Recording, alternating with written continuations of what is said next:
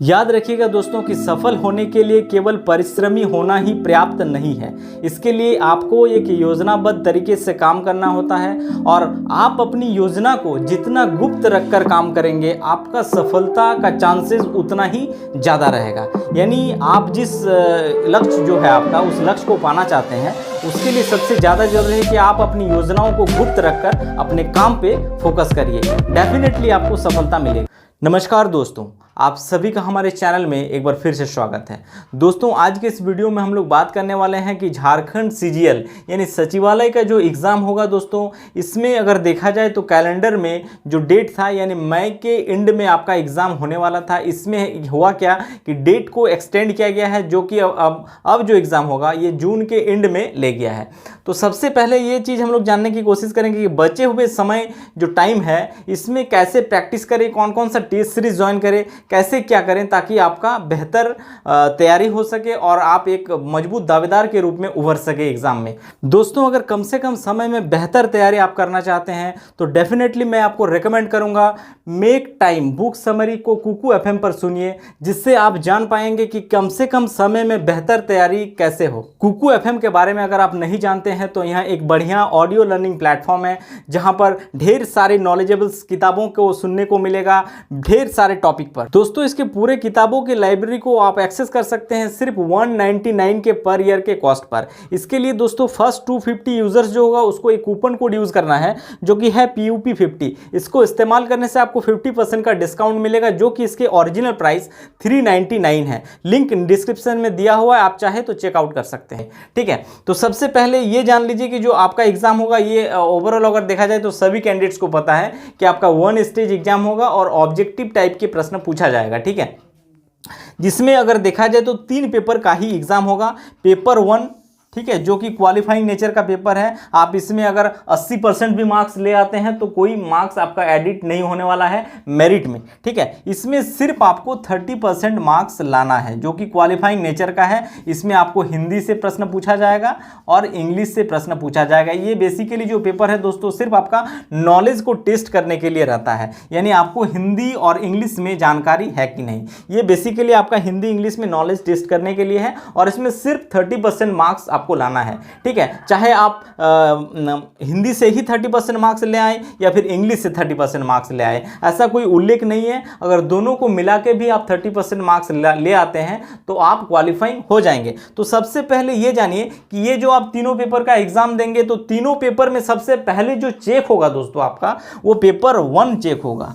जो कैंडिडेट्स इसमें 30% मार्क्स ले आएगा यानी क्वालिफाई कर जाएगा उन्हीं का पेपर 2 चेक होगा जो चलेगा। उसमें प्रोसेस जो है दोस्तों, प्रोसेस यही है इसमें कि आप पेपर 1 अगर क्वालिफाई करते हैं, ठीक है, पेपर 1 क्वालिफाई करेंगे यानी 30% मार्क्स ले आएंगे तो उन कैंडिडेट्स का पेपर 2 क्या होगा, चेक में जाएगा, यानी चेक किया जाएगा पेपर 2।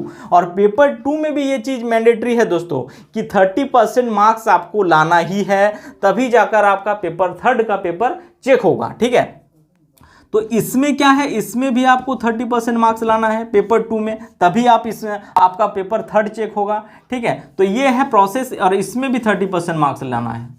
यानी तीनों पेपर में अगर देखा जाए तो तीनों पेपर में आपको क्वालिफाई तो करना ही पड़ेगा, मेरिट में आए चाहे ना आए लेकिन क्वालिफाई करना पड़ेगा। ठीक है, लेकिन हाँ मेरिट में आपका पेपर 1 का मार्क्स नहीं जुड़ेगा। ठीक है, अब आते हैं पेपर 2 में, यानी जो कैंडिडेट्स क्वालिफाई कर जाएंगे 30% मार्क्स लेके, पेपर 2 जो होगा जो कि रीजनल लैंग्वेज का है। इसमें 12 जो लैंग्वेज है सब में आप में से सभी लोग कोई एक भाषा को चुने होंगे, तो उन 12 भाषाओं को बेहतर तैयारी कैसे करें, ठीक है, ये सवाल है। ठीक है, क्योंकि देखिए दोस्तों सभी लोग जो मेरिट डिसाइडिंग पेपर होगा, ठीक है, जो भी कैंडिडेट्स क्वालिफाई करके आएगा चाहे वो असिस्टेंट सेक्शन ऑफिसर्स हो, ब्लॉक सप्लाई ऑफिसर्स हो या जो भी पद है इसमें क्वालिफाई करते हैं, तो उनमें सबसे ज़्यादा जो रोल रहेगा आपका मेरिट डिसाइडिंग का वो है आपका पेपर 2।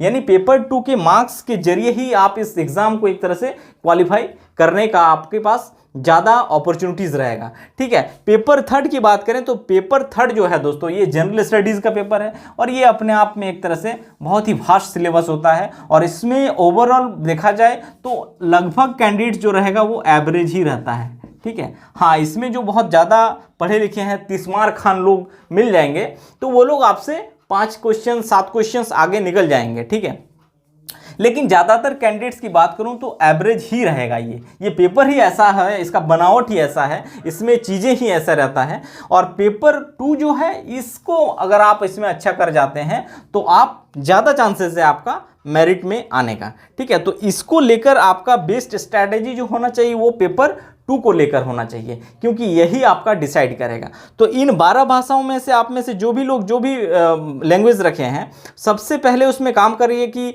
जो लोग टेक्स्ट बुक लेके पढ़ लिए हैं, अपना नोट्स बना लिए हैं, उन लोगों के लिए मेरा सलाह यही रहेगा कि रिवीजन करते रहिए, ज़्यादा से ज़्यादा अपने उन नोट्स को रिवीजन करिए।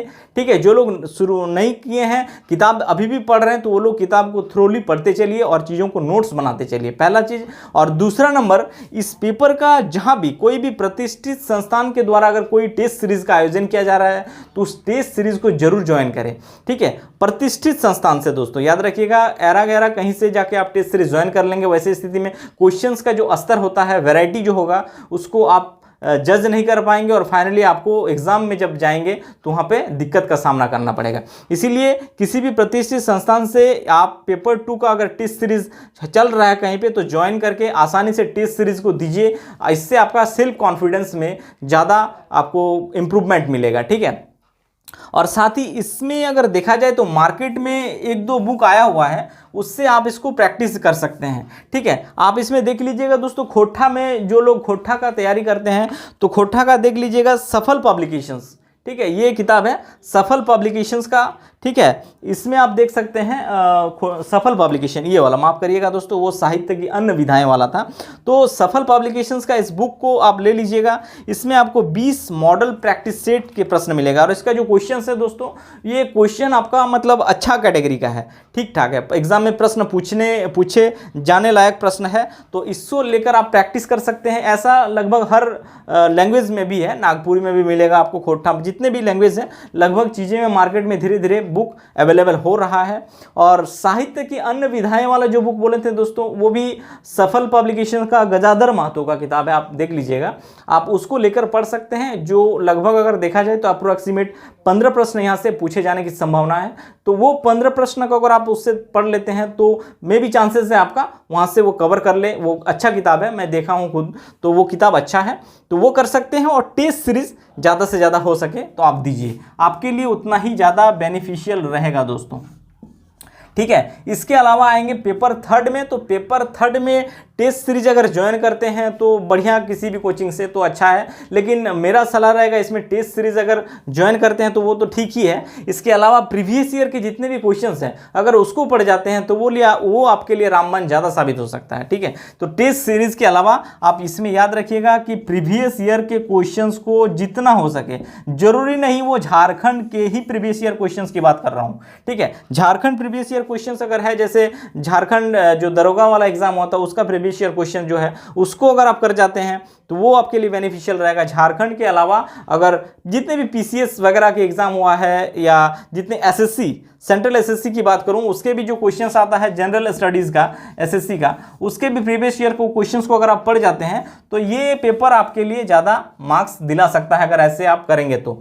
ठीक है, इसके अलावा यही है दोस्तों कि इसमें आपको स्ट्रैटेजिक वे में जो बचे हुए समय है अगर आप तैयारी करते हैं, अगर नए कैंडिडेट्स हैं, बिल्कुल नए सिरे से तैयारी कर रहे हैं, तो उन लोगों को मैं डेफिनेटली बता सकता हूं कि ये जो बचा हुआ समय है इसमें आप अगर इस स्ट्रैटेजी के साथ तैयारी करते हैं तो 2 महीना 2.5 महीना में आपका सेल्फ कॉन्फिडेंस उस लेवल का हो जाएगा कि जहां से आप एग्जाम को क्रैक करने के बातें कर सकते हैं। तो दोस्तों ये है आपका झारखंड सीजीएल का जो एग्जाम में 3 पेपर पूछा जाएगा, उसके बारे में कुछ चीजें बताएं जिसको आप फॉलो करके अपने तैयारी जो है उसको एक बेहतर स्तर दे सकते हैं।